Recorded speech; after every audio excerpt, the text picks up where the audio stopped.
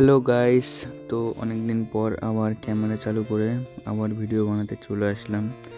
কারণ আজকে 1 মাস ধরে তোমাদের সঙ্গে কোনো যোগাযোগ নেই, আমাদের ঠিকমতো কোনো ভিডিও দিতে পারছি না তোমাদের, সেটা তোমরা জানোই।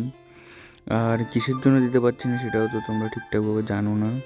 তো তোমাদের একটু আপডেট দিতে আসলাম যে আমাদের কি সমস্যা হচ্ছে না হচ্ছে, তার জন্য তোমাদের একটা ভিডিও দিতে আসলাম।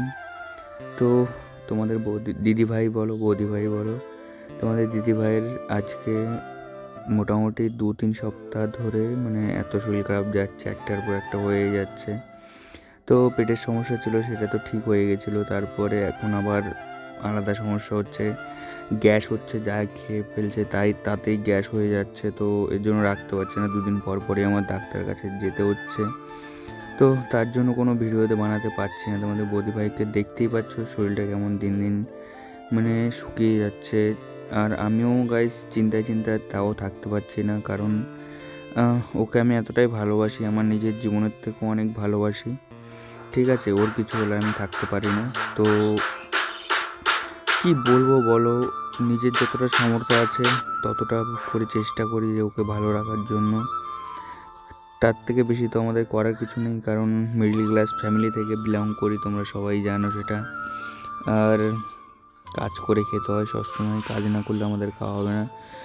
আর 2 সপ্তাহ ধরে ঠিকমতো কাজও করতে পারছি না, যে ওর পিছনে সবসময় টাইম চলে যাচ্ছে, ওষুধপত্র কিনতে অনেক টাকা চলে যাচ্ছে। তো কী করে কী করব সেটাও বুঝতে পারছি না, তাই চিন্তায় চিন্তায় আর কোনো লং ভিডিও দিতে পারছি না তোমাদের। আমি অনেক বেশি কথা বলে ফেলছি জানি, তো তোমাদের এটার মাধ্যমে একটু ভিডিওটা আপডেট দিতে পারলাম। তোমাদের বৌদি ভাইয়ের 2 দিন আগে যা হয়েছিল, মানে যা খাচ্ছে বমি হয়ে যাচ্ছে, কিছুতেই থাকতে পারছে না, এখন শুধু মুড়ি আর সেদ্ধ ভাত খাইয়ে রাখছি। তো তোমরা হয়তো ভাবতে পারো যে দাদাভাই ভুলে গেছে আমাদের, কোনো ভিডিও দিচ্ছে না, দরকার শেষ হয়ে গেছে তাই। এটা কখনোই না, তোমাদের আমি একটা ফ্যামিলি মনে করি, তার জন্য তোমাদের সঙ্গে সব কিছু শেয়ার করতে আসছি আমি। তো তোমরা একটু ভিডিওগুলো একটু শেয়ার করে দিও, জানি আমাদের কিছুটা হলেও ইনকাম হয় চ্যানেল থেকে, কারণ আমি এখন ভিডিও দিতে পারছি না, কবে দিতে পারবো জানি না।